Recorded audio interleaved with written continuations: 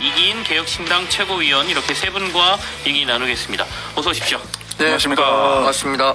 자, 먼저 윤석열 대통령 지지율 나온 것부터 얘기를 좀 해보겠습니다. 한국갤럽 조사고요. 지난주 추석으로 한 주 쉬었고 이번에 이제 2주 만에 결과가 나온 거죠. 24일에서 26일 전국 만 18세 이상 성인 남녀 1,001명을 대상으로 조사한 결과인데 윤 대통령 직무수행 긍정평가가 2주 직전 조사보다 3%포인트 오른 23% 나왔습니다. 그전이 이제 최저치를 기록했던 20% 나왔던 기록에 비하면 3%포인트가 올랐고 긍정평가 이후에 외교가 10%포인트 올라가면서 가장 높게 평가된 부분으로 나왔고요. 부정평가는 2%포인트 떨어진 68%로 나왔고 부정평가를 한 이유 중에 가장 높게 나오는 건 이제 소통 미흡, 김건희 여사 문제 등이 꼽혔습니다. 정광재 대변인부터 조금 해석을 해주십시오. 네, 지난주 그러니까 한 주 전에 네. 20%까지 떨어졌을 때 이게 추세적으로 더 떨어지는 건 아니냐라고 걱정하시는 분들이 있었는데 다행히 그 사이에 이제 체코 순방이 네네. 있었고요.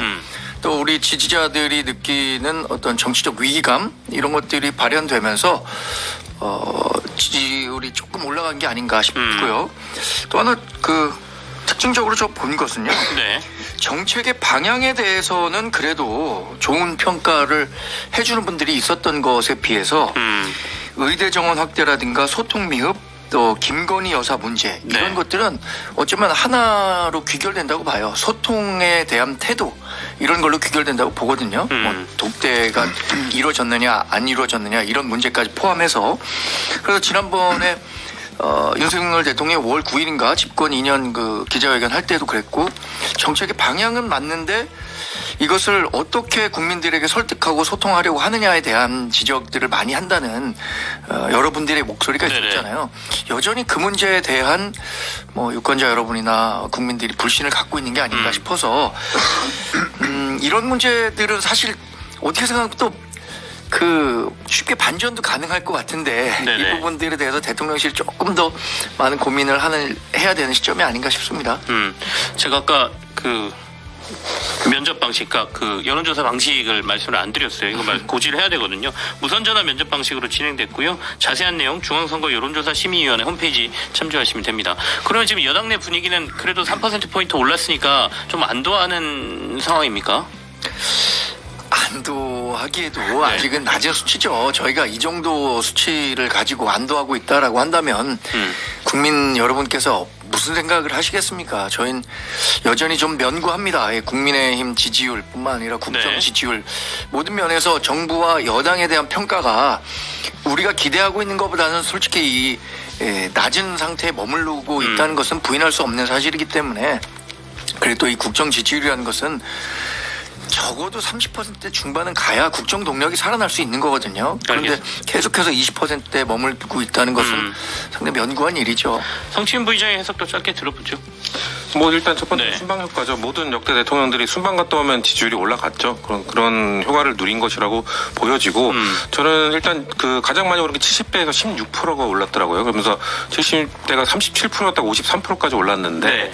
이걸 다르게 표현하면 저는 이 어르신들이 이제 회초리 들고 좀 때리다가 애가 이제 기절하려고 하니까 깜짝 놀라가지고 이제 멈춘 거예요. 그러면서 좀 애 달래주고 약도 주고 밥도 주고 하는 그런 단계일 뿐이지 애 좀 정신 차리면 다시 혼낼 수밖에 없는 상황이 올 거고 원래 촛불이 꺼질랑 말랑할 때 좀 이렇게 좀 밝아졌다가 막 커졌다가 막 이러잖아요. 그런 것처럼 지금 좀 떨어지는 추락하는 단계에서 근본적 문제가 해결되지 않는다면 잠깐 이렇게 반짝 커졌을 뿐이지 근본적으로 좀 꺼지는 단계로 가고 있다. 저는 그렇게 봅니다. 약간 아슬아슬한 상황이다. 촛불에 꺼질랑 말랑하는. 네. 큰 바람 불면 확 꺼질 수 있는 그런 상황이다. 네. 이렇게 해석을 하시는군요. 이기인 최고도 한 말씀 해주십시오. 인생은 가까이에서 보면 비극, 멀리서 보면 희극이라는 말이 있잖아요. 네네. 이번 여론조사 같은 경우에는 국민의 입장에서는 가까이서 보면 희극, 멀리서 보면 비극 이런 생각이 듭니다. 왜냐하면 우하향 추세인 건 맞거든요. 그래서 지금까지 국정 운영에 대해서 이렇다 할 어떤 기조의 변화가 이루어지지 않고 있기 때문에 네. 대다수의 국민들이 계속해서 부정적으로 평가하고 있는 건 맞는 것 같고요. 제가 이제 좀 눈여겨본 거는 이 정부의 핵심 지지층이라고 할 수 있는 대구, 경북 그리고 60, 70대의 평가가 어떠냐 좀 보니까 지난 4월에 이제 의대 정원과 관련해가지고 대국민 담화를 했었을 때의 긍부정 평가 비율을 보면 네. 대구 경북이 52대 40 그리고 60, 70대가 69대 25로 긍정평가가 높았었습니다. 근데 이번 결과를 보면은 34대 55, 32대 60 이제 부정평가가 훨씬 높게 나타난 거거든요. 이 말인즉 보수 정권의 핵심 지지층이라고 할 수 있는 60, 70대 그리고 대구 경북, 부울경 등등등 이제는 정말 보수 지지층이 외면하는 보수 정권이 실제할 수 있겠다라는 생각이 들고요. 저는 사실 이것보다 앞으로 의대 정원이나 뭐 소통 미흡, 뭐 일방적 독단적 이렇게 부정평가 이유로 꼽혔는데 이것보다 김건희 여사에 대한 문제 때문에 훨씬 더 부정평가가 높아질 거라 생각을 합니다. 왜냐하면 얼마 전에 JTBC에서 이제 단독 보도된 것들, 네네. 도이치모터스 공무원과의 어떤 40차례 연락을 주고받은 것, 그리고 1차 주가 조작에서 손실 보존이라고 한다는 손실됐던 그 4,700만 원의 금액을 그 일치하는 금액을 이제 이종호 씨의 지인이 여러 차례 걸쳐가지고 금액을 입금한 것, 그리고 이것에 대해서 뭐 이종호 씨가 왜 이 금액이 투자했는지 빌려줬는지 정확하게 네네. 모르겠다라고 출처를 못 밝히는 것 등등등 이제 수사에 대한 상황들이 조금씩 나올 것이거든요. 또 이런 부분들 때문에 아무래도 김건희 여사에 대한 제어를 하지 못하는 그 국민적 어떤 저항이나 비판되는 지점들은 훨씬 더 많아질 것이다. 그래서 부정평가는 훨씬 더 높아질 것이라고 생각을 합니다. 부정평가가 높아질 수 있는 이제 김건희 여사의 여러 가지 의혹들, 주가 조작이라든지 공천 개입 의혹이라든지 이런 거에 따라서 조금 더 변화가 있을 거다라는 말씀인데, 요 김건희 여사와 관련된 얘기는 뒤쪽에 저희가 주제가 있으니까요. 그때 좀 더 얘기해 보기로 하고, 일단 먼저 이른바 빈손만찬 얘기 좀 하겠습니다. 윤석열 대통령과 이제 그 국민의힘 지도부 만찬이 빈손 만찬이라는 평가를 지금 좀 받고 있고요. 일단은 독대를 요청을 한동훈 대표가 했었는데 이제 독대는 이루어지지 않았고, 빈손 만찬이 끝나고 난 이후에 한동훈 대표가 또 독대 요청을 재요청을 했단 말이죠. 그런데 윤 대통령이 직접 하지 않고 정무수석에게 그것도 귓속말로 했단 말이에요. 이 사연을 좀 해석을 좀 듣고 싶습니다. 정광희 대변인. 이번 만찬이 네. 윤석열 대통령과 한동훈 대표가 검사 선후배의 사적 관계로 만난 건 아니잖아요. 당 대표를 비롯한 우리 당 지도부와 네. 대통령실의 공식 그 라인이 함께 만난 만찬이니까 이번에는 대통령과 당 대표의 자격으로 만찬을 한 거잖아요.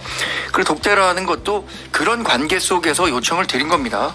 공적 관계를 기본으로 해서 정무 라인이 사실 대통령실과 당을 잇는 소통 창구예요. 홍철호 수석이 정무 라인의 정점에 있는 거고, 그러니까 홍철호 수석에게 공식적인 이야기를 드렸다고 해석해 볼 수 있을 것 같고요. 이게 또 독대가 이루어지지 않는 과정에서 대통령실은 이 당에서 언론 플레이를 했다라는 네. 식으로 이렇게 어떤 그 핑계, 구실 뭐 이런 것들을 만들었었던 거잖아요. 그러니까 그런 것들 없이 그럼 정식적인 보고 라인을 통해서 이것을 현안으로 대통령께 보고해달라라는 네. 차원에서 그 중심에 있는 홍철호 수석에게 이야기를 했다 이렇게 봐야겠죠. 실제로 지금 전해지고 있는 이 만찬의 분위기와 관련된 얘기들을 보면 네.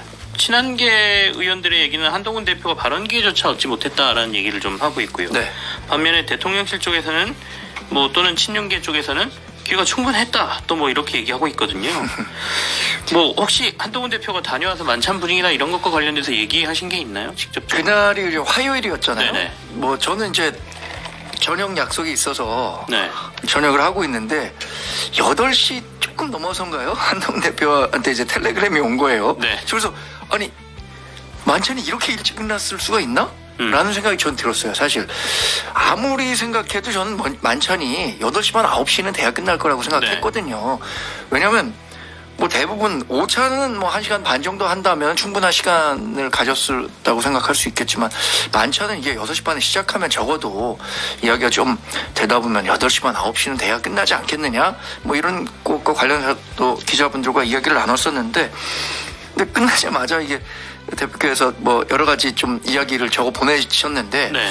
그 텍스트를 읽는 순간 아, 이 분위기가 별로 안 좋았구나. 텍스트 중간중간에 좀 약간 읽히는 거예요. 그 분위기가. 네. 근데 그것을 뭐 이 대변인인 저에게 공유했다는 것은 아, 이게 만찬 분위기에 대한 궁금증을 언론이 많이 갖고 있으니까 분명히 네. 저한테 전화가 많이 올 거고 그러면 그 부분에 대해서 일정 부분 공유할 필요가 있겠다라고 생각해서 보내셨을 텐데 하여튼 그 텍스트 중간중간에 아, 만찬 분위기가 좋지 않았구나. 그리고 자기가 발언할 기회가 없었다는 말씀도 그 텍스트에 있었습니까? 실제로 자신이 하고 싶은 얘기를 개진할 만한 기회는 없었다. 그럼 뭐 주변 분위기로 한 얘기를 떠나서 한동훈 대표가 직접적으로 나에게 발언 기회가 없었다라고 말씀하신 거네요. 그죠? 뭐 저에게 여하튼 네. 뭐 말씀하셨을 땐 이 발언할 기회가 없었다고 하셨으니까 근데 그것은 다른 사람들 입을 통해서도 다 이미 확인된 거예요. 다른 분들 나와서 만찬 얘기를 직접적으로 들어야 되니까 제가 정광재 대변인께 먼저 질문을 조금 더 네, 하고 네. 두 분께 말씀을 좀 넘기겠습니다. 그러면 계속해서 독대 요청을 하고 있다는 거는 그런 자리에서는 말할 수 없는 뭔가 주제를 던지고 싶다라는 얘기로 저희가 해석이 가능할 것 같은데 대통령실 쪽에서는 추경호 원내대표 포함해서 3자 회동을 하자라고 역제안하고 있지 않습니까? 여기에 대해서 한동훈 대표는 거부를 하고 있고요. 역전이 뭐 한 번 있었던 것이 계속해서 얘기하고 있는 건 아닌 것 같아요. 그리고 한동훈 대표가 그 부분에 대해서도 확답을 안 해줬는데 그런데 우리가 해석해 볼 수 있는 것은 이 추경호 원내대표가 그 자리에 있었을 경우에도 약간의 불편한 이야기가 나올 수도 있기 때문에 세 명이 만난 것에 대해서는 좀 부담을 갖고 있는 것이 아닐까라고 해석해 볼 수 있는 것 같고요. 결국에 그러면 그거는 김건희 여사 문제라고 저희가 봐야 됩니까? 그 부분은 한동훈 대표도 간접적으로 그렇게 얘기했습니다. 자기가 얘기할 수 이것에 김건희 여사와 관련된 내용도 포함되어 있는 겁니까? 그러니까 그런 이야기도 할 수 있다라고 얘기를 했으니까 포함되어 있다고 봐야겠죠. 사실 대통령 부인의 일에 대해서 네. 여러 사람이 있는 데에서 공개적으로 하기. 이야기를 한다는 것은 상당히 예의가 아닌 일일 수 있죠. 그리고 이런 부분이 있잖아요. 뭐 제2부속실을 설치하겠다. 네. 아니면 특별감찰관을 임명하겠다라고 지금 공개적으고 대통령실에서 얘기했었던 부분이 있는데 아직 현실화되진 않았잖아요. 이런 부분도 다시 한번 뭐 생각해보고 건의할 수 있는 내용 아닐까요? 조금만 구체적으로 생각해보면 그러면 김건희 여사의 뭐 사과 요구라든지 아니면 혹시 특검법과 관련된 얘기 뭐 이런 거라고 저희가 생각해도 돼요? 사과 관련해서는 특정 매체와 언론 인터뷰를 통해서도 네. 사과가 필요하다고 얘기를 했습니다. 이 사과가 필요하다는 것은 사실 한동훈 대표만 하는 얘기는 아니에요. 지난번 당대표 경선 과정에서도 이른바 찐윤 후보라고 하는 분도 이 부분에 대한 사과가 필요하다고 얘기를 했었고 네. 1월 총선 공천 과정에서도 김건희 여사가 텔레그램을 통해서 자신의 사과 의지가 있다는 점을 확인했었기 때문에 이 부분이 적절한 시점에는 있어야 된다는 뜻을 갖고 있는 것으로 알고 있습니다. 두 분 오래 기다리셨습니다. 지금 진행되는 상황을 보고 어떻게 해석하고 계시고 느끼시는지가 좀 궁금하긴 하거든요. 이긴 최고부터 하실까요? 아니 저는 일단은 이번에 좀 특이했던 게 풀 기자단도 안 들어가고 네. 뭐 이걸 중계할 수 있는 기자들도 못 들어오게 하고 식사 끝나니까 이제 뭐 내장의 사진만 공개했다는 것 아니에요. 그리고 원래 당정 간의 식사라는 것이 당정 간의 식사가 아니더라도 다른 두 성격의 기관이 만났었을 때 만찬의 자리를 가졌을 때 뭐 약소하게나마 사회자를 두고 양 기관의 대표격인 뭐 대통령 내지는 대표의 말씀을 듣고 네. 두 기관과 연관된 현안들을 설명을 듣고 그다음에 이제 만찬에 임하는 것이 이제 보통의 자리이고 지금까지 당정 간의 식사 모습인데 지금은 그런 것조차 없었다는 거예요. 그러니까 일부러 이런 격식과 공식적인 사회나 모두 발언 같은 걸 뺀 겁니다. 이 말인즉 대통령께서 분명히 한동훈 대표가 자신에게 불편한 말들을 할 것이라는 걸 예상하기 때문에 그런 격식을 뺀 것이 아닌가 싶고요. 이런 걸 별개로 떠나서 사실 왜 여당 뉴스의 중심이 이 독대를 하느냐 마느냐로 이렇게 좀 주로 다뤄져야 되는지 잘 모르겠다. 그리고 저는 사실 양비로 같은 거 싫어하는데 한동훈 대표와 대통령 둘 다 사실 책임이 있다고 보는 게 한동훈 대표 같은 경우에는 독대를 요청했을 때 안 된다면 좀 시간을 두고 생각할 수도 있는 부분이거든요. 네. 그리고 지금 이제 당장 국감이 앞에 있고 그리고 내년 예산안 처리를 어떻게 할지 원내에 무게중심이 쏠려 있는 상황에서 원내대표까지 포함해가지고 3자 회동을 충분히 받을 수 있는 모양새인데 그것조차 거부하겠다라고 하는 것은 그냥 지금 한동훈 대표가 나를 인정해주지 않겠다라는 자존심을 부리는 걸로 좀 보이고 대통령 같은 경우에는 아니 이런 논란 이전에 한동훈 대표, 여당 대표를 불러가지고 민생 현안에 대해서 토론을 해야죠. 근데 그런 모습들이 둘 다 없다 보니까 참 안타깝다 이런 생각이 듭니다.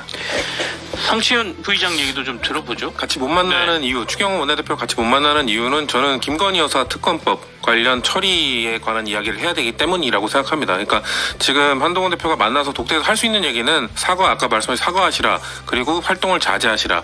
그렇게 하지 않으면 우리는 이거 지금 상황 못 막는다. 김건희 여사 특검법. 지금 김건희 여사 특검법이 사실 뭐 10월 초나 이게 넘어왔을 때 민주당이 아마도 전략적으로 언제 할지를 아직 결정을 하지 못했는데 네. 10월 중에 하게 될 거거든요. 근데 그러면은 지금 뭐 10월 10일 날 그 명태균 씨 관련 그 주요 증인도 이제 국감장에 나온다는데 그러면은 분위기가 달라질 수 있거든요. 그런 상황을 추경호 원내대표가 있는 상황에서 같이 얘기할 수 있느냐? 없죠. 당연히 반대하죠. 그렇기 때문에 추경호 원내대표를 빼고 얘기해야 되는 거고. 근데 저는 아까 말씀드린 거 사죄하고 활동을 자제하시라. 이걸로 지금 상황을 정리할 수 있는 단계는 이미 지났다. 지금 김건희 여사는 특검법을 통해서 수사 받아야 됩니다. 지금 워낙 그 의혹들이 의혹을 넘어서 거의 진실로 저는 오고 있다고 판단하고 있고 국민들도 그렇게 느끼는 분들이 더 많기 때문에 동조 여론이 많기 때문에 그 단계는 이미 지난 상황이고 그래서 만약에 한동훈 대표가 독대를 한다. 그러면 우리가 이번 주에 봤던 저는 개인적으로 아주 충격적인 그 칼럼이었는데 중앙일보 26일의 칼럼에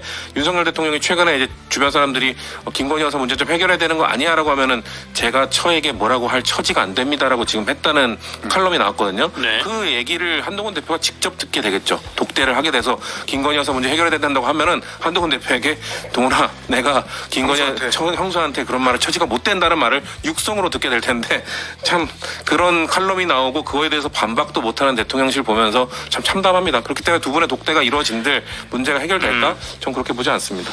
어쨌든 지금 한동훈 대표는 독대를 재요청한 상황이고요. 네. 대통령실 쪽에서 나오는 발언들을 보면 대통령을 공격하면서 차별화하려는 한동훈 대표의 태도가 바뀌지 않으면 사실상 힘들다라고 지금 얘기를 하고 있거든요. 저 사실 이 얘기 들을 때 굉장히 안타깝다는 생각이 들었습니다. 네네. 왜냐하면 한동훈 대표가 지금 정치적 존재감을 키우기 위해서 대통령과 각을 세워 이렇게 나서는 거가 아니라 윤석열 대통령의 남은 임기 잘해서 보수 정권 재창출하자는 뜻에서 하는 얘기 아니겠어요? 당도 윤석열 정부도 뭐 보수 정권 재창출도 가능한 수준으로 만들기 위한 노력들을 하고 있는데 네네. 그것에 대해서 대통령과 차별화라는 프레임으로 보고 있는 게 그게 바로 독대가 필요한 이유라고 생각해요. 독대를 통해서 본인의 진정성을 충분히 대통령에게 설명할 수 있는 건 아니겠습니까? 또 하나는 이게 만약에 독대를 요청한 게 차별화라면 네네. 독대를 받아들인다면 전혀 차별화가 안 되잖아요. 그럼 독대하면 되는 거 아닙니까? 그러니까 그런 식으로 이 현 상황에 대해서 대통령실이 한동훈 대표의 지금 독대 요청이라든가 최근에 뭐 여야 의정 협의체 발족이라든가 뭐 조금 더 거슬러 올라간다면 김경수 지사의 사면 문제라든가 이런 것들에 대해서 한동훈 대표는 정말 이게 차별화라고 생각하지 않습니다.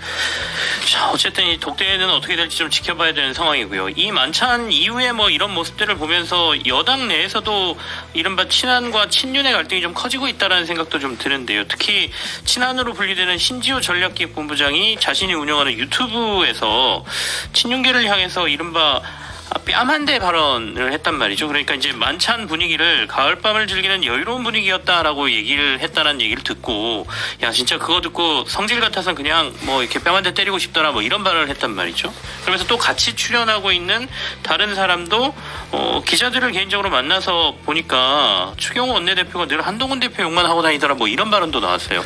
여기에 대한 한동훈 대표는 어떻게? 아니, 한동훈 대표께서는 이 사안과 관련해서 전혀 웹적으로 공개 발언을 한 적은 없는 걸로 제가 알고 있어요. 다른 사람들과도 이 관련해서 그렇게 얘기를 깊게 했을 거라고 생각하지는 않습니다. 저는. 근데 이 주인공인 여기 그 신지호 부총장께서 좀 억울해하는 부분이 있더라고요. 본인 얘기는 한동훈 대표를 욕하고 다니면 될 문제가 아니다의 맞장구를 친 거지. 이게 추경호 원내대표가 한동훈 대표 욕만 하고 다닌다는 거에 맞장구를 친 건 아니라는 거예요. 그러니까 현 상황에서 이 현 상황에 대한 평가를 한 거지 추 원내대표에 대한 평가를 한 게 아닌데 추경호 원내대표가 좀 오해를 하고 있다라는 생각을 갖고 계신 것 같고요. 또 가을밤 즐기는 여유로운 분위기였다. 네네. 이거 어느 분이 한 얘기인지 모르겠어요. 저는 추경호 원내대표가 한 얘기는 아닌 걸로 알고 있어요. 이거. 네. 저희가 입으로 넘어가서 그 얘기를 조금 더 들어보도록 하죠. 정광재, 성치훈, 이기은 세 분과 함께 하고 있습니다.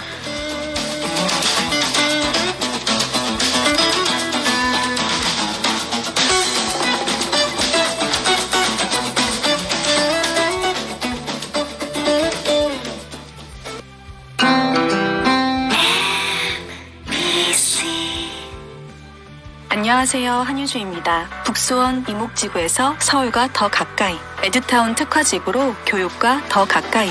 총 2,512세대 대단지 모두의 이목이 쏠리는 북수원 이목지구 디에트르 더 리츠. 9월 6일 오픈 1688-4007 대방건설.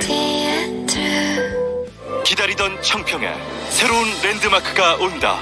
청평 최대 규모 551세대 최고 25층 고품격 커뮤니티와 어린이공원. 경춘선 청평역으로 서울과 더 가까워지는 첫 번째 수자인 브랜드 아파트 청평 수자인 더 퍼스트. 10월 오픈 예정. 문의 1551-2338. 주한양. 레디 스타트. CTOCL이 다시 찾아옵니다. 1만 3천여 세대의 비전과 추진 중인 하객역 KTX 송도역으로 더 빠르게 더 큰 내일을 살다. CTOCL 6단지 견본주택 개관 중 032-831-1141 HDC 현대산업개발 현대건설 포스코 ENC. 마침내 노리는 김포의 클라이맥스. 걸포 북변역 초역세권, 북변공원 부문 숲세권, 3058세대 대단지 스케일의 대규모 커뮤니티까지. 김포의 장점을 넘은 퍼펙트 라이프 한강수자인 오브센트. 10월 8일부터 12일 정당 계약 031-998-3058 주식회사 한약. 송파 최초 단 하나의 시니어 주택. 시니어 특화 프로그램으로 매일을 건강하게. 편리한 강남생활권 중심 인프라를 가까이에. 시니어의 품격을 높이는 실버 주택 위례 심포니아. 선착순 호실 지정 계약 중. 1644-6070 위례 심포니아 주식회사. 존재만으로 모두의 기대를 모으고 등장만으로 새로운 시대가 열린다. 진정한 하이엔드란 그런 것. 현대 엔지니어링이 완성하는 하이엔드 워크 에디션 신광교 클라우드 시티 10월 오픈 예정. 1668-0668 현대 엔지니어링. 엄마, 나 용돈 좀 올려줘. 이거 친구가 준 거예요. 아이들의 일상을 관심 있게 들여다보면 도박으로 힘겨워하는 아이들의 구조 신호가 들립니다. 다양한 형태로 드러나는 청소년 도박, 그들의 구조 신호에 응답해주세요. 공익광고협의회. 지금 시각은 6시 30분입니다.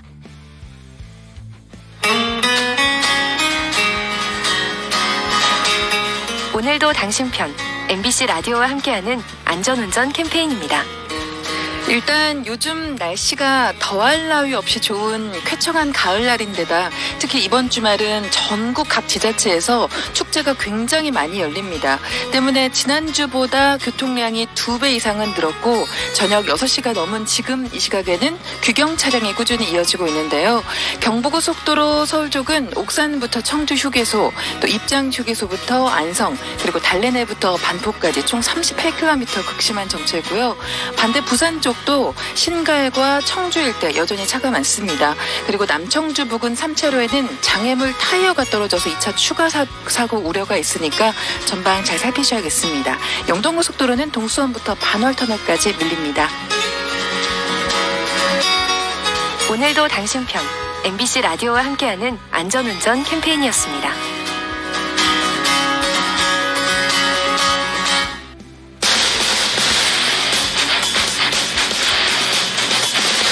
주말 저녁 생방송 뉴스쇼 김치영의 뉴스 하이킥.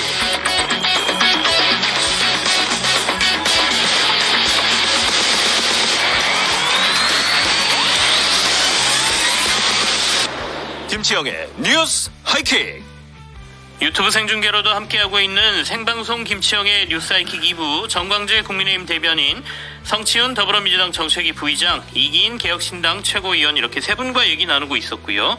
일부 말미에 친한 친윤 간의 갈등이 좀 커지는 모습에 대해서 좀 얘기를 하면서 여러 가지 발언들에 대해서 정광재 대변인에게 얘기를 좀 듣고 있었거든요. 제가 중간에 말을 끊었기 네. 때문에 마저 좀 들어볼게요. 요새 네. 그 친한 친윤 갈등이 부각된다라고 하면서 제 기사도 부쩍 많이 나오고 있어요. 지금 제가 친한계를 대표하는 목소리를 네. 계속 내고 있다고 해서. 그런데 저는 지금 나오는 얘기들은 세간의 민심을 정확히 읽고 대통령실에 전달해야 된다는 측면에서 제가 생각하기엔 그래도 상식적인 얘기를 하고 있다고 생각합니다.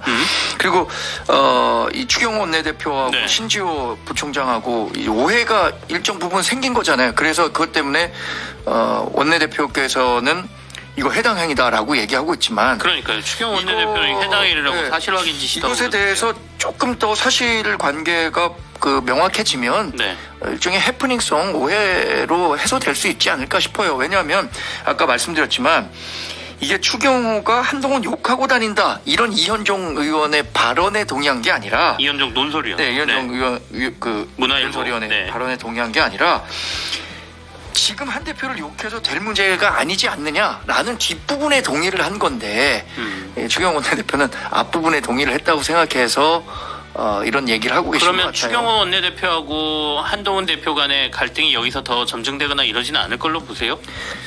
뭐 그렇게 생각하지는 않습니다. 그리고 이게 신조 부총장이 그 추경호 원내대표에게 일정 부분 오해가 있다면 좀 그 해소할 수 있는 여지가 충분히 있다고 생각해요. 두 분은 어떻게 보십니까 이 모습? 성침 부의장. 그러니까 뭐 죄송한 말씀인데 네. 욕만 해서 되는 게 아니다의 그 동감이 그 찍혀 있다면 욕만 해서 될 일이 아니다. 그러면은 일단 욕은 했다는 거 아닌가요? 그러니까 욕은 했는데 욕만 한다고 될 일이 아닌데 나 그거 그러니까 앞뒤 뭐에 공감해도 결국 신조 부총장은 전 말을 실수하신 거라고 보거든요. 그렇기 때문에 그냥 깔끔하게 인정하시고 좀 말이 지나쳤다고 하시는 게 낫지 여기서 이건 뭐 아다라고 뭐 이거 좀 다르다 나의 공감 포인트는 다른 데 있다 하는 게 이 문제를 해결하는 데 도움이 될 것인가. 왜냐면 신조 부총장님 평소에 언행이 좀 신중하신 분이었다면 좀 그래도 좀 뭐랄까요 감정적으로 하시는 분이기 때문에 실수가 네네. 처음 있는 일이 아니잖아요. 그렇기 때문에 이번 발언을 들은 사람들은 모두 역시 또 신지호 의원님이 좀 뭔가 욱하셨구나 약간 이런 느낌으로 받아들이기 때문에 문제를 풀어가는 방식으로는 글쎄요. 저는 야당 입장에서는 볼 땐 그렇게 좋아 보이진 않는다. 근데 저는 뭐 징계나 해당 논의 안 될 거라고 봅니다. 지금 이 문제를 굳이 키울 필요가 없기 때문에 추경호 원내대표의 성품이나 이런 거 봤을 때는 그냥 넘어갈 걸로 보이는데 그냥 국민들이 볼 때는 계속 싸우고 있구나. 뭔가 이 갈등은 끊이지 않는구나. 한심하구나. 한가하구나. 이렇게 보신다는 거죠. 이긴채우는 어떻습니까? 그러니까 뺨 한 대가 아니에요. 정확하게 표현이. 싸대기라는 맞아요. 단어가 뺨이 들어가긴 아니라 했죠. 그 제가 좀 순화해서 얘기했습니다. 네, 속어인 싸대기인데 네. 그걸 이제 언론 보도가 되면서 이렇게 순화돼가지고 이렇게 나온 거거든요. 근데 그런 단어를 선택했다는 건 사실 매우 감정적으로 상대방을 좀 비난하겠다라는 의도가 다분히 있는 거고 그 의도 속에는 사실 내적 갈등이 잠재되어 있는 거죠. 근데 사실 뺨을 때리고 싶은 건 국민들 아니겠습니까? 제 마음. 저도 국민의 일원이라서. 그러니까 이제 뭐 추경호 대표와 뭐 한동훈 줄여서 추한 갈등이네요. 어쨌든 뭐 이 두 분의 갈등이 사실 국민들한테 그렇게 좋아 보이지 않고 또 당정이든 당 내에든 지금 집권 여당이라는 그 책임과 의무라는 게 있잖아요. 빨리 민생에 대한 토론 그리고 의정 대란 등 여러 가지 의제에 대해서 빨리빨리 어떻게 풀어갈지에 대해서 막 경론을 벌이고 토론은 해도 모자랄 판에 이런 말 한마디 때문에 뭐 징계 연다 뭐 이렇게 갈등으로 점화되는 것은 매우 바람직하지 않아 보입니다. 저도 한마디만 덧붙이자면 그렇게 생각해요. 가을밤 즐기는 분위기였다라고 하는 게 얼마나 좀 한가한 소리입니까? 이거 국민 여러분께서 비판할 여지가 충분히 있다고 생각해요. 네. 근데 신지호 부총장이 다소 좀 감정이 격해서 이 뺨 한 대 때리고 싶다라고 얘기한 것도 적절하지는 않은 표현이었지만 여튼 이게 뭐 유난 갈등의 도화선이 되었고 이게 뭐 계속 번질 거라고 생각하지는 않습니다. 예. 그러면 한동훈 대표 의총에서 나온 발언도 좀 얘기해보죠. 한동훈 대표가 우리가 무조건 민주당에 반대한다거나 무조건 정부 입장을 무지성으로 지지한다는 오해받아서는 안 된다라는 얘기를 했거든요. 이거는 어떤 의미로 저희가 받아들여야 됩니까? 뭐 일종의 재표결 또는 뭐 여기 특검에 대한 사전 뭐 이렇게 작업인가요? 아니 지금 그렇게 확대 해석할 문제는 아니고요. 사실 윤석열 대통령도 자신은 사람에 충성하지 않는다고 했잖아요. 그런 것처럼 당정 간의 관계에서도 정부가 잘하는 정책에 대해서는 힘을 실어줘서 정책 동력이 생길 수 있도록 뭐 법적으로 지원을 한다든가 입법사항을 지원한다든가 이게 가능하지만 그렇지 않은 부분 국민들로부터 공감받지 못하고 국민 눈높이에 맞지 않는 정책이 나온다면 그걸 정말 무조건적으로 지지해 준다는 것은 공당, 그러니까 여당으로서의 뭐 역할일 수는 있지만 공당으로서의 역할은 아니라고 보거든요. 그런 것들에 대해서 국민께서 어떻게 평가하겠습니까? 그러니까 국민이 원하지 않는 정책에 대해서도 무조건적으로 정부 정책이니까 여당은 지지만 한다라고 한다면 국민 민심으로부터 멀어질 수밖에 없는 거죠. 저는 공당의 대표로서 한동훈 대표가 어쩌면 굉장히 상식적인 말을 했다고 생각하거든요. 뭐 타당한 말이라고 생각하고요.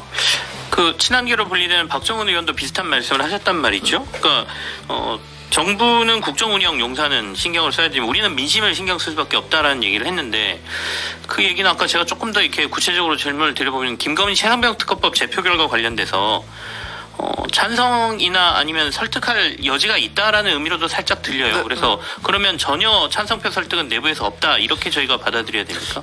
당장 이번에 재표결이 될 경우에 네. 최상병 특검과 관련해서는 우리가 계속 반대한다는 입장을 밝혔었고요. 네. 앞서 김건희 여사에 대한 특검에 대해서도 최상병 특검보다도 오히려 특검의 여지가 없다라는 말씀을 한동훈 대표도 했고 우리 당내에서 공유를 하고 있었기 때문에 당장 이번 그 재표결 과정에서 이탈표가 8표 이상 나와서 통과가 네. 된다라고 생각하지는 않습니다. 그러나 그런 것들 그 정치적인 프로세스에 앞서서 김건희 여사의 사과가 필요하는가 이런 부분에 대해서는 목소리를 내는 분들은 계속해서 많아지고 있는 거죠.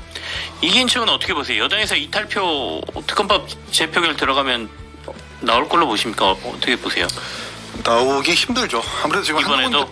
한동훈 대표가 지금 차별화라는 거를 계속해서 시도를 하고 있는데 한동훈 대표가 사실 이 정치적 자산이라고 하는 건 어쨌든 윤석열 대통령으로부터 나온 거거든요. 같은 수사팀에서 근무를 했었었고 그리고 모든 당원들도 윤석열 대통령과 함께 사실 뭐 초록은 동색이다라고 보실 거예요. 근데 이런저런 식으로 좀 차별을 하고 있는데 이게 좀 굉장히 부자연스럽죠. 이거에 대해서 사실 당 내에서 지지를 받지 못하고 있는 것이 사실이고 최상병 특검이나 김건희 여사의 특검에 대해서 특히 당내에서 의견을 모으는 과정이 아무것도 없었습니다. 뭐 의원총회를 통해서나 연석회의를 통해서 한동훈 대표가 이 의제를 공식화해가지고 한번 당론을 모아보자. 우리가 왜 이것을 관철시켜야 되는지에 대한 과정조차가 없었기 네네. 때문에 이번에도 사실 재표결 들어와도 이탈표는 없을 거고 한 표는 있겠죠. 안철수 대표, 안철수 후보, 안철수 의원. 네. 안철수 의원 지금까지 최상병 특검에 대해서 뭐 소신 있게 투표를 했기 때문에 그분은 반대표가 찬성표가 나오겠지만 다른 표는 사실 없을 거라고 봅니다. 민주당에서는 어떻게 보십니까? 저는 더 나올 수 있다고 봅니다. 충분히 더 나올 수 있는 상황이고 필리버스터를 안 한 게 저는 그 예고편이었다고 보고 김건희 여사 특검법 특히나 김건희 여사 특검법에 대해서 뭔가 방어할 논리가 없고 말하기 싫다라는 의원들이 많기 때문에 사실 저는 필리버스터를 포기한 것이지 뭐 겉으로 명분으로 내세운 거 별로 설득력이 없다고 보고요. 그렇기 때문에 충분히 가능성은 있다. 다만 그런 건 있죠. 국민의힘 측에서도 최병 특검법, 김건희 여사 특검법 통과시키고 사람들도 지금 민주당이 발의한 안 말고 뭔가 제3자 중재안 좀 본인들이 말하는 독소정을 뺀 안으로 좀 가고 싶어 하기 때문에 이번 재해결 때 찬성할 가능성은 뭐 좀 낮겠지만 그래서 전 분명히 지금 내부에서 목소리가 다른 사람들이 지금 나오고 있고 사실 이 논리 아닙니까? 이거 특검법 통과시키면 어떻게든 윤석열 대통령 연관성이 나올 수 있고 그렇게 되면 탄핵의 빌드업으로 가기 때문에 안 된다. 이건데 지금 국민의힘에서 저는 민심을 제대로 듣고 있는 분들이라면 이거 그렇다고 계속 거부하면 탄핵이 아니라 사실상 식물 정부로 간다. 국정 운영을 할 수 없는 국정 지지율로 떨어지게 되면은 그게 무슨 의미가 있냐. 그렇기 때문에 이거를 어떻게든 털고 가야 된다라는 저는 국민의 목소리를 들은 사람들이 분명히 있을 거기 때문에 마냥 무조건 반대표가 없을 거다, 이탈표 없을 거다 그렇게 볼 수는 없다고 봅니다. 최상병 특검법하고 김건희 여사 특검법은 좀 다를 수 있다. 김건희 여사 특검법 같은 경우는 반대표가 조금 더 많이 나올 가능성이 있어 보인다는 말씀인데 이게 결국엔 다음 얘기하고도 연결이 좀 될 것 같습니다. 김건희 여사 공천 개입 의혹이 지금 계속 나오고 있지 않습니까? 이번에는 여론조사 기관을 운영했던 명태균 씨, 이 명태균 씨가 자체 여론조사를 통해서 윤 대통령 대선 출마하고 이준석 의원의 당대표 출마를 설득하고 뭐 출마하는데 기여했다 뭐 이런 얘기가 보도가 됐지 않습니까? 상당히 가까운 사이다라고도 보도가 됐는데요. 이 얘기를 좀 들어보고 싶네요. 이거는 이긴 최고부터 하실까요? 이준석 의원 얘기도 나왔으니까. 일단 이준석 의원이 이 명태균 씨와의 어떤 일면식을 부정하지는 않죠. 네. 이재명 대표처럼 김문기 씨를 몰랐다 사진 나와도 뭐 이런 정도가 아니라 일면식은 있다라고 분명히 부인하지 않고 있고요. 그리고 뭐 당내에서 어떤 역할을 하지 않았지만 윤석열 대통령 때의 캠프에서 특정 지점에서 특정한 역할은 했다라는 말씀을 하시더라고요. 이준석 대표가. 명태균 대표 같은 경우는 사실 이걸 뭐 국정감사 증인까지 채택됐다고 하는데 앞으로 여론조사가 어떻게 오염되었는지 같은 것들은 좀 들여다봐야 되겠지만 제가 쭉 찾아보니까 오염조사가 뭐 의도적으로 오염된 것은 아닌 것으로 보여요.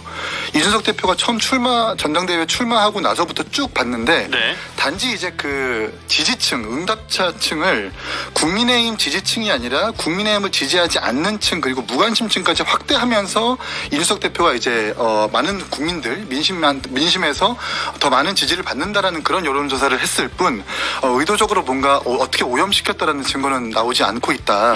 이렇게 말씀드립니다. 그러면 조금 더 직접적으로 질문드리면 이준석 의원하고 명태균 씨는 가까운 사이입니까? 지금도 연락하고.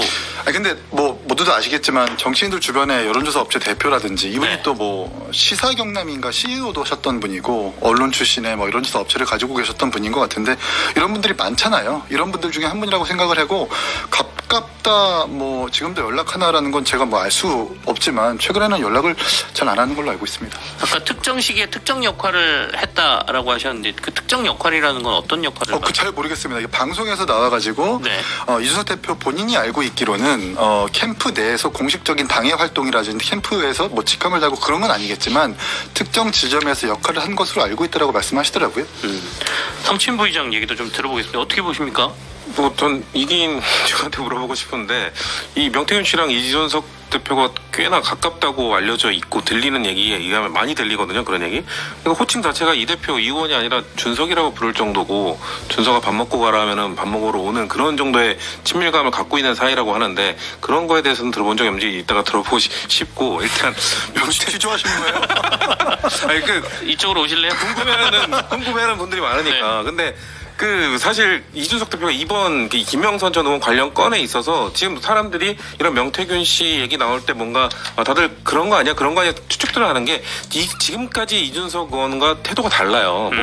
뭔가 나올 때마다 막 적극적으로 반박하고 뭔가 세게 명태하고 사이다 같은 발언이 안 나온다. 세게 나가고 하는데 여기 뭔가 뜨뜻미지근하고 계속 뭔가 최소한의 SNS는 계속 올리는데 뭔가 최소한의 반박 그리고 되게 작은 반박만 하는 느낌이기 때문에 이준석 대표도 이준석 의원도 분명 명태균 씨랑은 뭔가 관계가 있긴 있구나. 뭐 그런 것들이 뭐 아까 말한 뭐 여론조사에 그런 걸로 다 이어지는 건 절대 아니지만 그런 최소한의 그런 거에 대해서 해소하기 위해서는 좀 더 적극적으로 해명하고 친했던 거 맞다 아니면 가까웠던 거 맞다. 근데 그렇다고 해서 지금 이렇게 확대되고 있는 얘기에서는 부정한다거나 좀 그런 명확한 선을 긋는 발언이 필요한데 이준석 의원이 너무 소극적이다. 그렇기 때문에 지금 이 김영선 전 의원과 명태균 씨를 관련된 이 의혹에 대해서 뭔가 개혁신당으로 저는 과도하게 불꽃이 튀고 있는 이유가 불똥이 튀고 있는 이유가 이준석 의원의 소극적 대응 때문이라고 저는 생각합니다. 말씀하신 것처럼 제가 이제 이긴 최고에게 먼저 질문을 드렸기 때문에 이준석 대표 쪽으로 초점이 맞춰지긴 했지만 명태균 씨가 윤 대통령 대선 출마에도 공이 있다라는 얘기이지 않습니까? 정광재 대변인께 얘기를 좀 들어보죠. 그러니까 이분이 여론조사라는 그 도구를 이용해서 네. 윤석열 대통령이 당시 검찰총장 혹은 또 대선 후보가 되는 과정에서 이런 그 여론이 있으니 이거 참조하면 좋겠다라는 식으로 윤 대통령 후보 당시에 접근했다는 보도까지만 제가 봤기 때문에 당시 상황에 대해서 조금 더 뭐 잘 아는 사람들의 추가 증언이 있지 않는 한 제가 이 의혹과 관련해 갖고 이야기를 드리기는 어려울 것 같아요. 그래서 저는 이 정치권에 이제 들어온 이후에 이런 정치 컨설턴트 아니면 브로커라는 이름으로 활동하는 분의 활동 영역이 이렇게 넓은가? 그렇게 이런 사람들이 그 현실 정치에 정말 이름 있는 정치인들의 의사결정에 영향을 미칠 수 있는 위치에 갈 수 있었는가? 라는 부분에 대해서는 아직도 조금 의심의 눈초리를 갖고 있는데 모르겠어요. 앞으로 뭐 국정감사나 아니면 이제 명태균 씨가 이제 돈을 수수한 것에 대해서도 검찰 조사가 이루어지고 있다고 하잖아요. 그거를 보면서 조금 더 뭐가 구체적인 의혹들이나 정황 증거들이 나오면 이야기할 수 있지 않을까 싶습니다. 돈 수수한 거는 이제 김영선 전 의원의 세비 절반을 받아갔다 뭐 이것과 관련돼서 지금 말씀을 하시는 거고. 근데 아까 아마 이준석 의원이 특정 시기에 특정 역할을 했다 명태균 씨가 그게 혹시 이거일 수도 있겠다 싶긴 한데 윤석열 안철수 후보의 단일화에도 관여를 했다라는 얘기가 나왔지 않습니까? 이게 사실이라면 캠프 직책이었던 명태균 씨가 어떻게 이런 뭐 일종의 중책을 맡아서 했나라는 생각도 좀 들거든요. 이거는 정광재 대변인 추가로 좀 답변을 해주시죠. 저도 그래서 궁금합니다. 그래서 명태균 씨의 영향력이라는 게 실제로 지금 얘기되고 있는 것처럼 컸다면 사실 그 단일화 협상이라는 것은 협상력을 갖는다는 것은 협상의 권한을 위임받았기 때문에 가능한 거잖아요. 그때 당시에 안철수 대표 측에서는 최진석 교수가 협상의 그 권한을 갖고 나온 사람이었다고 하고 그 두 분과의 뭐 텔레그램인가요? 메시지를 주고받은 것을 보면 명태균 씨가 누군가로부터는 그러면 위임을 받았다라는 추론이 가능한데 그게 실제로 그 협상권을 줄 수 있는 사람의 이야기였는지 아니었는지는 아직까지는 확인하기가 어렵다는 거죠. 제가 말씀을 드리면 이준석 대표 같은 경우에는 김영선 의원을 통해서 명태균 씨를 알았다라고 본인의 페북에서 밝혔고 네. 또 김영선 의원한테 명태균 씨의 연락처를 받는 거에 대한 화면의 캡처를 올렸잖아요. 그걸로 이제 명태균 씨와의 친분 관계가 어디서부터 시작됐는지는 명확하게 출발점 명확하게 드러난 것 나왔고. 같고 네. 이 명태균 씨 같은 경우에는 사실 개혁신당 이준석뿐만 아니라 뭐 관련된 기관에서 계속해서 여야 할 것 없이 컨설팅을 많이 해줬다고 해요. 이번에 국정감사 증인 채택됐다고 하는데 아마 여기서 많이 좀 드러날 것 같다는 생각이 들고 그리고 이준석 대표 우리 성치훈 부장 얘기했지만 이준석 대표는 공천 개입에 대해서 부인한 적은 없습니다. 다만 이제 신중하자는 판단이거든요.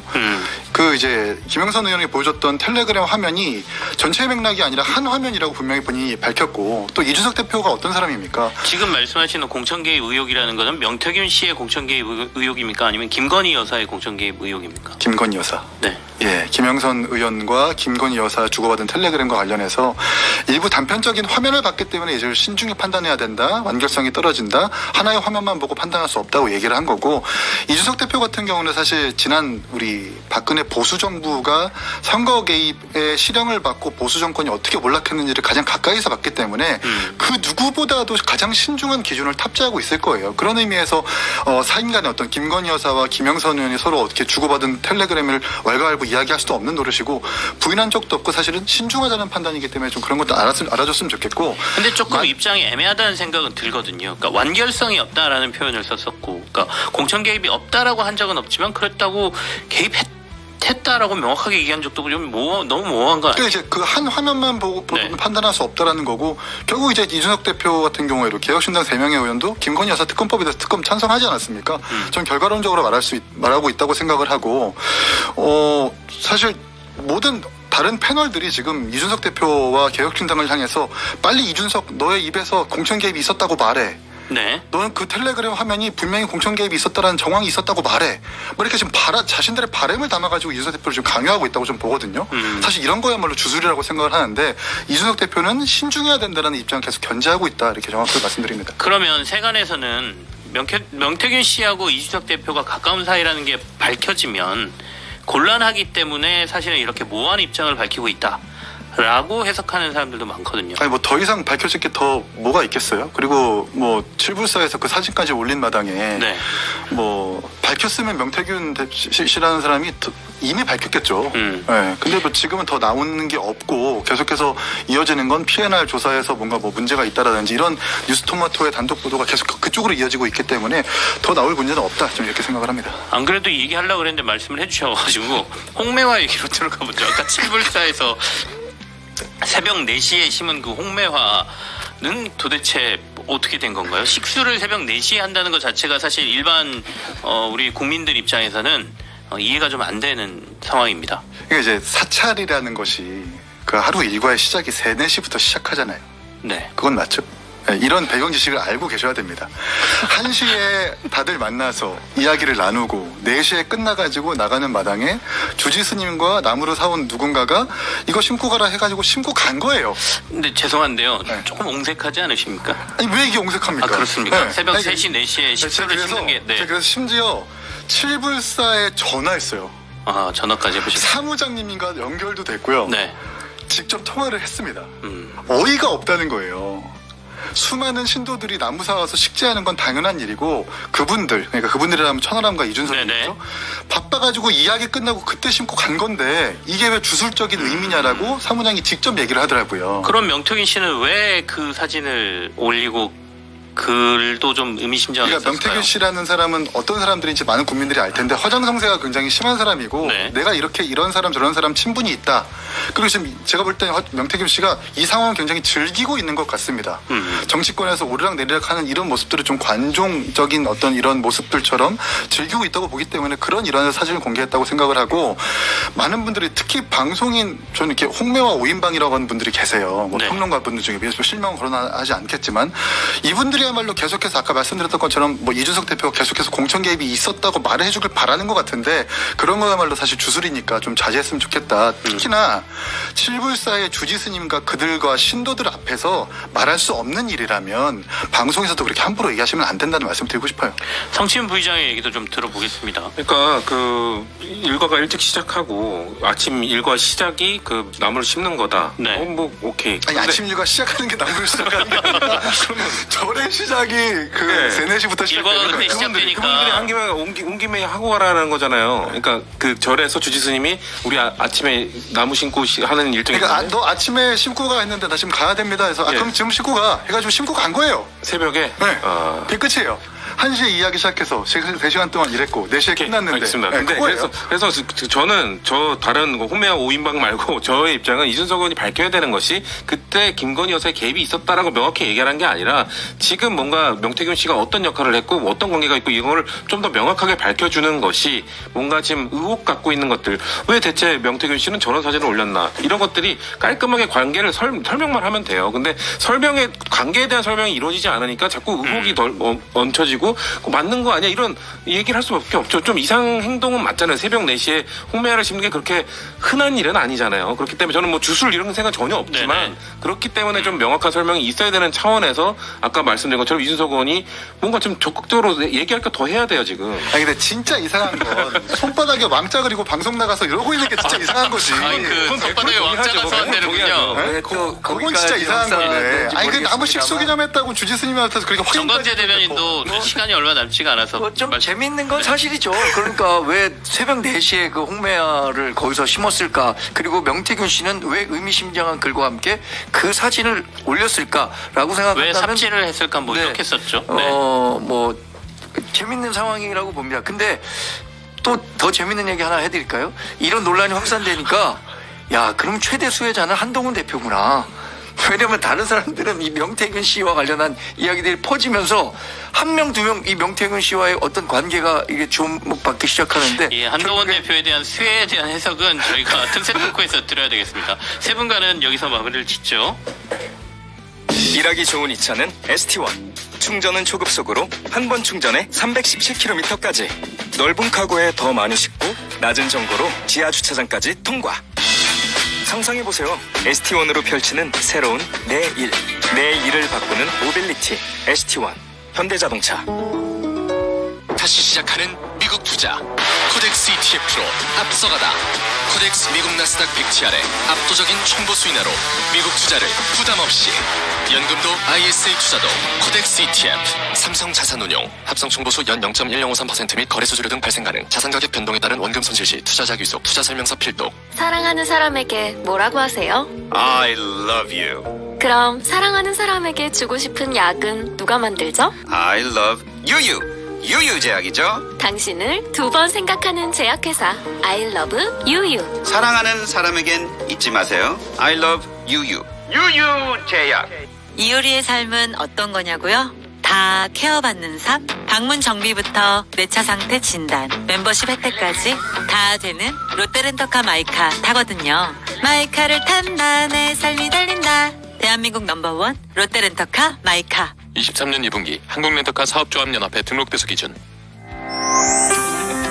안녕하세요. 노란우산 홍보대사 정준호입니다. 안녕하세요. 노란우산 홍보대사 남보라입니다. 보라씨, 사장님들이 노란우산을 쓰는 이유 아세요? 꿈을 쓰는 것과 노란우산을 쓰는 게 같아서 아닐까요? 네, 맞아요.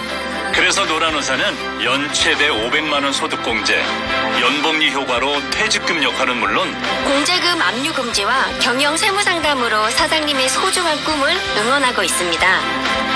대한민국 사장님은 꼭 가입하셔야 할 사장님 지원 플랫폼 노란우산. 노란우산 쓰세요. 생방송 김치영의 뉴스아이킥 오늘 3부는 판을 읽는 국제정치에서 국제정치 얘기하고요. 4부에는 증권사 센터장과 함께 최근에 반도체 경기 논란이 있는데요. 이 얘기 좀 자세히 듣겠습니다. 유튜브로 틈새 토크도 계속 들어주십시오. 지금 시각은 6시 57분입니다. 언제나 당신 곁에 아임뉴에는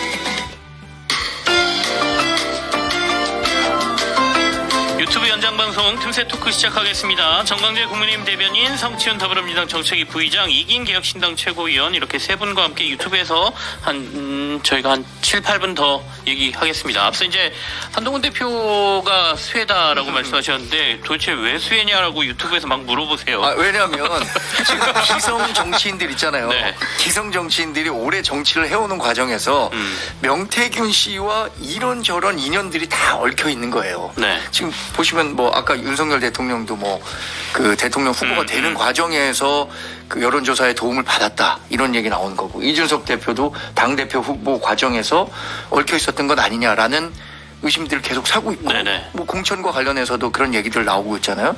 심지어 오세훈 후보도 이준석 대표와 매개로 서울시장 되는 과정에서 PNR의 그 여론조사 도움을 받았다 이런 얘기가 나오니까 상대적으로 정치를 짧게 한 한동훈 대표는 이 명태균 씨와는 전혀 관련이 없을 뿐만 아니라 명태균 씨가 기획을 했던 어떤 공천 개입과 관련해서도 잘랐던 거 아니냐 결과적으로. 네네. 그러니까 뭐 그런데 본다면 굉장히 수혜는 한동훈 대표 아니야 이렇게 얘기하는 사람들이 있다는 겁니다. 제 얘기가 아니라 제 얘기가 아니야. 다른 사람들의 얘기가 그렇다는 거죠. 아니 지금 말씀하시는 걸로 보면 그러니까 의혹이 아니고 실제로 그런 일들이 있었다라고 가정을 하시고 얘기하시는 것 아니 같아요. 그렇다면 정말로 이게 이른바 뭐 명태균 게이트로 가는 거 아니에요. 지금 사실 명태균 씨가 태풍이 불 것 같다 그랬잖아요. 네. 이미 자신의 인생에는 태풍이 불었어요. 검찰 조사까지 하면서.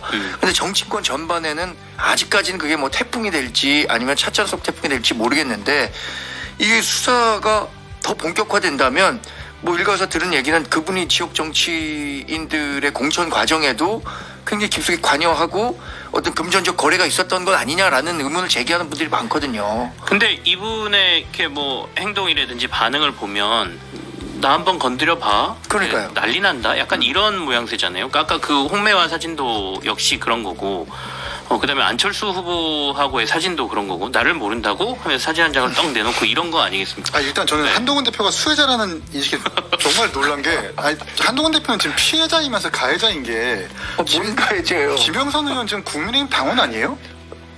말씀하십시오. 김영선 의원 국민의힘 당원인데 그 국민의힘 당원이 김건희 여사의 텔레그램 가지고 어디 가서 공천 거래하려고 시도하고, 이런 사람 지금 빨리 윤리 징계해도 모자랄 판에 우리랑 연관 없다, 우리는 수혜자야라고 얘기하는 순간 이거는 정말 국민의 어떤 인식과 굉장히 동떨어진 인식이라고 저는 생각을 해요. 우리 대변인께서 빨리 생각 고치셔야 된다는 생각 제가 그랬잖아요. 제가 말씀이 아니라 그렇게 얘기를 한 사람들이 얘기를 하는 건 그런 구태 정치의 한복판에 있었던 사람들과 새로운 정치를 하겠다는 사람들. 뭐 한동훈 대표는 지금 정치 시작한 지 얼마 되지 않았고, 비대위원장 시절에도 자신이 외부로부터 오는 나는 그런 면에 있어서는 깨끗한 사람이다라는 이미지가 도움이 될 것이다 이런 말씀이시죠? 네. 근데 명태균 게이트의 끝이 지금 이준석 개헌신당과 이준석 그쪽이 좀 흔들리고 있을 뿐이지 결국 뿌리째 뽑힐 거는 보수 진영이라고 저는 보거든요. 명태균 게이트의 끝은. 근데 지금 국민의힘이 뿌리째 뽑히게 생겼는데 지금 현 대표가 수혜자다? 만약에 우리 대변인님 입에서 나왔다면은 충격적이었을 것 같은데 주변에 그런 사람이 있다고 하니까 그 정도는 뭐 그럴 수도 있죠. 지금 말씀드리는 건 예전에 이 구태 정치와 새로운 정치 이런 것들에 대한 구분이 명확해진다. 저희가 이 얘기는 꼭 해야 될 것 같아요. 요즘 사실은 뭐 여러 가지 얘기들이 나오는데 굉장히 충격적으로 받아들였던 저는 개인적으로 얘기 중에 하나가 김영선 전 의원의 세비 절반이 명태균 씨에게 매달 지급됐다라는 거잖아요. 이게 국민이 낸 세금, 그러니까 세비가 이렇게 될 수가 있나라는 생각에 굉장히 충격을 받았거든요. 이게 어떻게 생각하시면 이거 굉장히 심각한 문제지 않습니까? 저도 제가 정치부 오래 출입하고 지금 현실 정치인으로 그 변신한 이후에 그 이후에 들은 가장 충격적인 얘기입니다. 그러니까 결국엔 이게 대가성의 자금이다라고 의심하는 거죠. 지금 뭐 당연히 그렇게 의심해 볼 수밖에 없는 거 아니에요? 일정 시기마다 현금으로 뽑아서 세비의 절반을 007 작전하듯 서랍에 두면 그거 찾아가고. 근데 그런 면에서 이것도 이해할 수가 없어요. 김영선 전 의원이 사전 의원이에요. 그 전에 이 보궐선거 나가기 전에도 네. 국회의원 한 번도 못했던 사람이 설령 뭐 그런 유혹에 빠졌을 수는 있을지 모르겠지만 4번이나 한 분이 어떻게 이런 생각을 했을까. 정말 이해하기가 어려운 일이고, 그리고 공천이 곧 당선인 지역에서는 이런 그 부정 거래가 정말 횡행하는 건가? 라는 부분들에 대한 근본적인 의문도 갖게 돼갖고 정말 충격적인 뉴스를 봤어요. 근데 결국에는 김영선 전 의원에게 명태균 씨가 이 정도의 영향력을 행사시킬 수 있는 그 근간에 이 보도의 핵심은 결국엔 뒤쪽에 있었는데 윤 대통령 부부와 이 명태균 씨가 굉장히 가깝다는 이 친분 관계를 활용해서 그 김영선 전 의원에게 이렇게 영향력을 행사했다. 이게 사실 그 보도의 논리고 핵심 아니었습니까? 성친 부의장은 어떻게? 그러니까요. 그 명태균 게이트의 목적지가 지금 윤석열 대통령으로 김건희 여사가니까요. 중간에 개혁식당을 잠깐 들렸을 뿐이지 결국 두 분에 대한 김영선 전 의원이 그 녹취록에 의하면 그 명태균 씨가 단 1원이라도 절반에서 못 미치면은 나 이거 안 난다 이렇게 얘기하는 것처럼 얼마나 그러면 뭐냐 김영선 전 의원도 나의 공천 이 임기는 명태균이 만들어줬구나. 그럼 명태균이 어떻게 만들어줬구나? 명태균이 어떤 끈을 잡고 나를 공천을 시켜줬구나. 이렇게 당연히 합리적으로 연결되는 거 아닙니까? 그러면 그게 누구냐? 김건희 여사와 윤석열 대통령이라고 뭔가 그 명태균 씨가 뭐 허장성세가 강한 사람이라 하더라도 네. 뭔가 그 주변 녹취록이나 이런 거에 있어서는 그 전화를 받고 했다라고 밝히고 있기 때문에 결국 그 끝에는 윤석열 대통령과 김건희 여사가 있는 것이고 이건 공천 개입으로밖에 이루어질 수 없다. 그렇기 때문에 이거에 대해서 또 이 정도의 막 얘기가 나오니까 국민의힘 측에서는 그때 당선인 신분이니까 공무원 아니니까 괜찮지 않아 막 이런 얘기가 나오기 시작하더라고요. 그러니까 저는 이 두 분에 대한 공천 개입 의혹은 이미 국민의힘 측에서도 어느 정도 막 인정하는 단계에 점점 넘어가고 있기 때문에 이제 돌풍은 이제 시작되는 거라고 봅니다. 그 명태균 씨와 함께 일했었던 대문자 이 씨가 네. 얘기하잖아요. 명태균 씨가 사람들 앞에서 스피커폰으로 들려줬다. 이거 오빠 전화 받았죠? 라는 김건희 여사의 이 녹취록인가요? 그걸 네네. 들려줬다는 것 아닙니까? 전 만약에 그 이 씨가 국감 나와가지고 그 녹취록을 가지고 있어서 튼다. 이제 국감 나온다라고 얘기를 하고 있죠. 나온다고 네. 하고 있으니까요. 그거 틀고 실제 있다. 그러면 정말 윤석열 대통령 부부와 실제로 관계를 맺고 있었고 그에 대한 영향력으로 볼 수밖에 없기 때문에 성추현 부의장 말대로 큰 태풍이 기다리고 있다고 말씀드립니다. 네. 여론조사가 결국에는 그 이 명태균 씨가 활용할 수 있는 좋은 매개체였다라고 보도가 지금 되고 있지 않습니까? 거기 같이 여론조사를 했던 이제 PNR이라는 회사가 있고 이 PNR이라는 회사는 사실 여러 여론조사 기관에서 그렇게 아주 큰 회사는 아니지 않습니까? 근데 당시 이제 지금 뭐 언론에도 의구심을 보이고 있고 하는 것들이 이 PNR 조사에서 계속해서 윤석열 대통령이라든지 아니면 이준석 대표 이런 사람들의 지지율이 굉장히 높게 나오면서 이걸 가지고 뭔가의 중간다리를 한 거 아니냐 이런 거잖아요. 그러니까 결국에는 이게 혹시 여론조사의 조작이라든지 뭐 이런 것까지 조금씩 연결되는 것 같거든요. 어떻게 보세요? 사실 그거에 대해서 지금 개혁신당 측에서 이준석 의원이나 뭐 관계자들이 네. 그 여론조사 말고 다른 여론조사에서도 비슷한 결과가 나왔다면서 좀 증거로서 제시하고 있는데 네. 저는 이건 좀 더 들여다봐야 된다. 왜냐면은 이준석 의원이나 이쪽에서 제시하는 것도 여론조사 전체가 아닐 것이기 때문에 이건 아마 뭐 언론이나 어디서 분석에 들어갔을 거라고 봅니다. 좀 더 지켜봐야 된다. 이걸 섣불리 개입이 있다 없다라고 판단하기엔 저는 아직은 아닌 것 같지만 의혹은 충분하기 때문에 검증을 할 필요가 있다. 근데 지금 나와 있는 여론조사 드러나는 뭐 증거로 제시하고 있는 거 아직 제가 볼 땐 부족하다. 이런 말씀 정도. 이제 여론조사로 인해서 이준석 대표에 대한 당선이 가능해졌고 뭐 설득도 가능해졌고 바람이 불었다라고 표현하는 것은 과거를 완전히 망각한 주장이라고 생각하는데 네네. 그때 당시 이준석 현상을 한번 기억해 보시자고요. 국민의힘 안에서도 탄핵은 정당했다라고 소신 있게 이야기를 하고 특히나 항상 민주당 지지층이라고 하는 20, 30대의 표심을 가져올 수 있는 논설 필과 설이 됐었기 때문에 심지어 논술학원에서까지 이준석 대표의 연설문들이 공유되고 학습됐단 말입니다. 그 정도로 굉장히 많은 바람을 불었는데 이제 와서 갑자기 그 과거의 사실을 망각한 채 여론조사 하나 때문에 가능했다. 사실 그것도 아닌 게 리얼미터, PNR, 에브리리서치, 한길리서치, 윈지코리아 그러니까 하우스 이펙트라고 하잖아요. 그 기관마다 약간 경향성이 달라지는 거. 네네. 그럼에도 불구하고 1, 2위를 한 번도 놓친 적이 없습니다. 이것만 보더라도 약간 명태균 씨의 허장성세가 듬뿍 들어간 주장이 아닌가 싶습니다. 네. 도리어 과거의 일을 짜맞추는 듯이 하고 있다는 여론조사 조작과 관련돼서는 그런 주장이다는 말씀이시고요. 정광재 대변인 어떻게 보세요? 이게 여론조사가 우리 여론 인용 보도할 때마다 앵커께서 계속 고생하시잖아요. 그만큼 중요한 그 민심의 선택의 기준이 되곤 하죠. 그렇기 때문에 더 엄격하게 다뤄져야 하는데 글쎄 모르겠어요. 이 P&R이라는 업체가 한 여론조사가 실제로 지금 뭐 얘기한 것처럼 누군가가 인위적으로 표본을 바꾼다거나 가중치를 바꿔서 특정 후보에게 유리한 결과를 냈었던 건지 아닌지에 대해서는 여전히 지금 우리가 의혹을 갖고 있지 사실로 확인된 건 없거든요. 이게 정말로 뭐 범죄 혐의가 돼서 압수수색을 통해서 뭐 그때 당시에 어떤 과정을 통해서 이런 여론조사 결과가 나왔는지 밝혀지지 않는다면 아직까지는 뭐 이게 이긴 최고 말한 것처럼 이준석 대표의 돌풍을 다 이것 때문이다 이렇게 라고 보기엔 좀 어려울 것 같다는 우리다라는 생각이 들어요. 말씀이시죠? 그러면 그거는 어떻게 생각하십니까? 이제 이 정광재 대변인도 기자 생활 오래 하셨으니까요.